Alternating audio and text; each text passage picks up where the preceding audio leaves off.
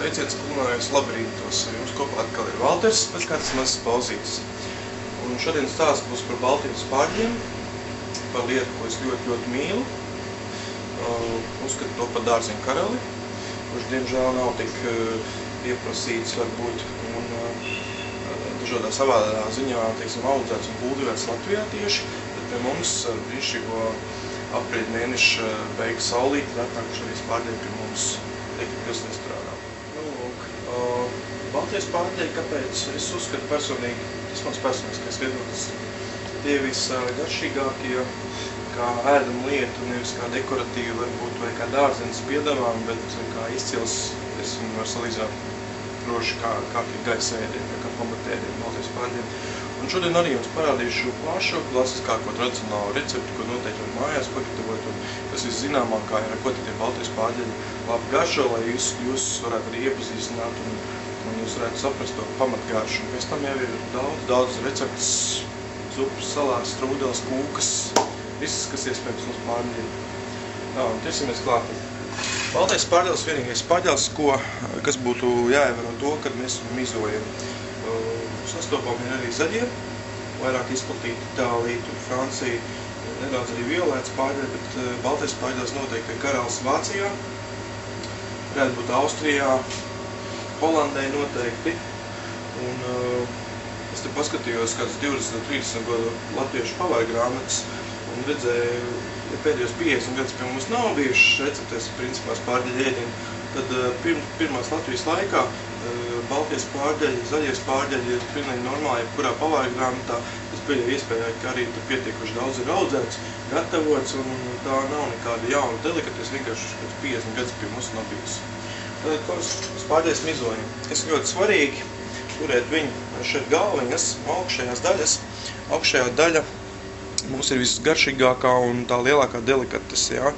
Vismīkstainākā, mīkstākā sviestas, teiksim tāda garša klātīm, jā. Un aizejot šeit uz kātu, viņš paliek sīkstāks, sīvāks un kokaināks. Es tā raksturotu baltos pārģeli.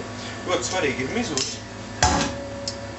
jo, ja mēs atstājam miziņas klātīm, tad pēc tam mums diezgan nepatīkam, kad viņas tad zobiem kaut kur paliks. Un mēs nevarēsim saēst. Mizās arī tomēr kaut kāds rūgtums ir. Arī uz kādu pusi tas rūgtums ir. Tas ir ļoti svarīgi nomizot viņas. Zaļos pārģēli, violētos pārģēli principā nemizot. Tur var uzreiz vārīt, tad par sviestu un taisīt visu pārējās lietas. Tā būt. Un tad, kad ir nomizots, šeit arī kādu centimetru pusotru, nogriezīšu kātu. Redziet, viņš tad tāds kokaināks ir, jā, nedaudz ar šķiedrām un nebūs tik ļoti patīkami ēst, jā. Galvenais, lai visas mizas ir nomizotas. Šīs mizas nekādā gadījumā nevajadzētu mest ārā. Vārīsim pārģēļus ar ūdenī, ar sviestu, sālu un cukuru. Jo tomēr rūgtums nedaudz klātīm ir, kā man vācieši stāstījuši, ka pat likt baltmaizes gabaliņu kārtīgi iekšā šajās pārģēļu ūdenī vārot. Tas ir tas, kas arī tomēr to rūgstumu nedaudz savā kopā uzsūc un uz pārģēļiem, ja tāds ir, ja mīzes kaut kur rūgta garša, tad, teiksim, tas cukurs un baltmaize arī viņu neutralizē. Tos pārģēļu mizām arī varam buljonu, nekādā gadījumā nemetam ārā, un tālāk būs recepti nākošo reizi, taisīsim pārģēļu krēmzu. Tas buljons pamats, kā ar mizot ir brīnišķīgi krēmzu, tas pārģēļu garšu. Tā, tagad es arī novedīšu pārējos. Pārģēļu mizojumie naži arī ir absolūti dažādi. Man šādi ir, bet es esmu redzējis arī tādi kā stangas, ja, ka, teiksim, no abām pusēm ir mizot ļoti ērti. Tādās pārģēļiem pateikt, ka viņš ir svaigs un nav ilgi stāvējis, teiksim, būs garšīgs un sulīgs. Arī vārīsim, nevajag varbūt viņu pārvārīt, bet tādu, ka tusiņ augšs ar klātiem. Jūs jau te redzēt, ka viņš ir svaigs un sulīgs, ka tā sūlē ir. Šeit visur redzēja, šeit ir sula, ja, ka viņš ir sulīgs, viņš nav izkalts, viņš nav nedēļām stāvējis. Ja. Tas ir ļoti svarīgs moments, tas kā izpasaka. Un, teiksim, ēšanai arī jau vislabākais ir šādi te izmēri. Ācijāņi pārdodās absolūti uz dažādākos diametru lielumus, tāpat kā pie mums kartupeļi, mazie kartupeļi par 1 summu, vidēji par 2 summu, un lielie kartupeļi kaut par citu summu. Tāpat es pārģēmu dažādi izmēri, pavisam tieviņi, ja. ko var būt tādai kārtīgai ēšanai, augšķīgai vārīšanai, nebūtu mums ieteicami. Tagad izbūšu kādus dažus novidos, un vārīsim skālīs. Cukurs mums ir, un sāli šeit. Un tagad gaidīsim, kamēr ūdens uzvārās. Tā, ejam tālāk. Esam nomažojuši spārdēs, ūdens ar cukuru, sāli un sviestu mums svārās. Tad apgriezīšu te galus uz centimetru apmēram, lai mums viņi vienādi ir. Un šos te galus arī liksim klātīgi. Nīzām un no šīta visu vārīsim brīnišķīgi būveni. Patiesībā tas būvenis arī būs šeit, daļēji, un tad mēs pēc pārģēļ vārīšanas tas miesas arī varam likt vēl ūdeni iekšā un vēl stingrāk uzvārīt. Tad vēl liksim iekšā.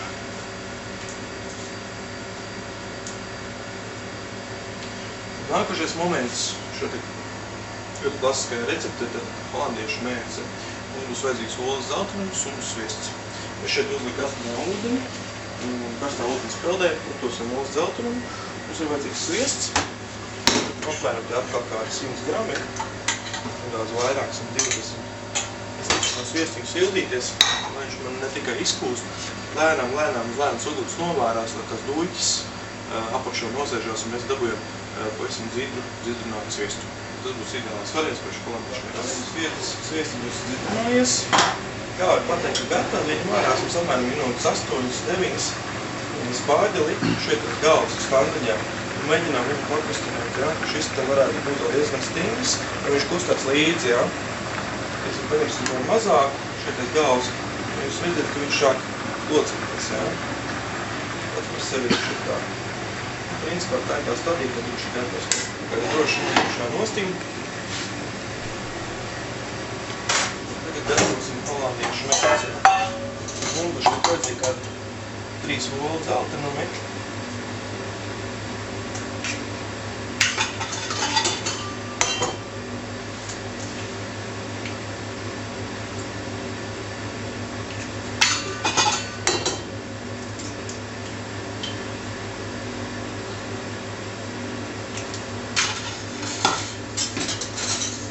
Putojamā slota.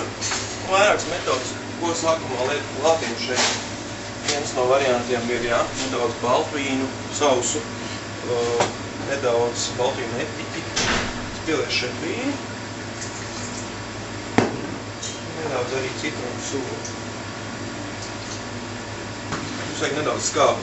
Pašās beigās varam arī, piemēram, Worcester mērķis kādus pilienus pievienot. Jā, un šo te putojam augšā.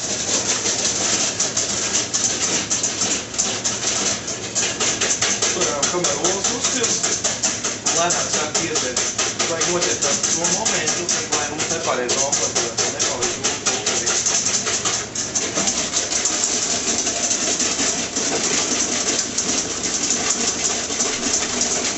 Galvenais izmaisīt visas maliņas, visas kantas, tādēļ arī ņem jodu, kas ir apaļām malām apakšā, lai nav kantaitas, tajā vietā grūti klātīt tikt arī ar šo slotu. Paņemt pusi, redz kā tā biezē mums viss.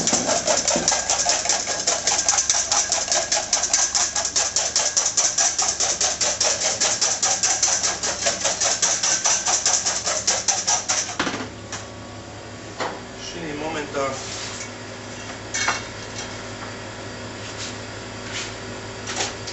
paņemsim mūsu sviestam šeit putas nostīm.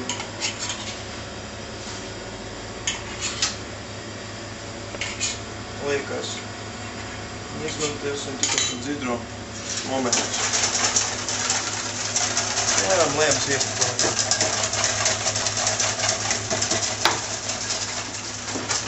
Lūk, šeit vēl nedaudz pasildīt. Pievienosim sāli. Varam arī nedaudz svaļi malns pipars.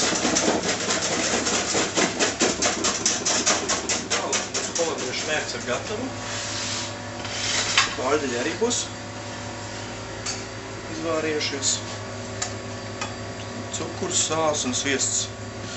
Jau redz, cik brīnišķīgs buljons šeit mums ir sanācis, no kā mēs varam turpināt pārdeļas vārīt nākošām savām porcijām.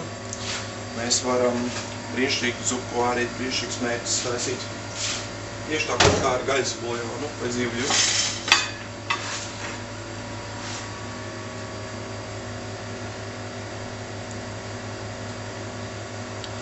Šī tā klasiskā tradicionālā recepte, un vislabākā recepte, lai iepazītos ar dārziņu, pirms tam nav ēsts un izbaudīt to unikālo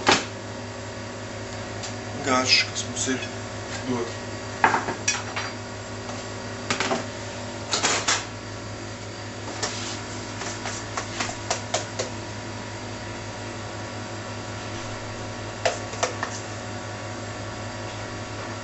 Vairām atsevišķu trauciņā pasniegt papildus mērķus. Cilvēki citreiz izdomā, ka viņi grib vairāk vai mazāk šo mērķi citu kārtību. Lai to garšo, jauku dienu, tiekamies 7. maijā Valmierā Pilsdrupās. Čau!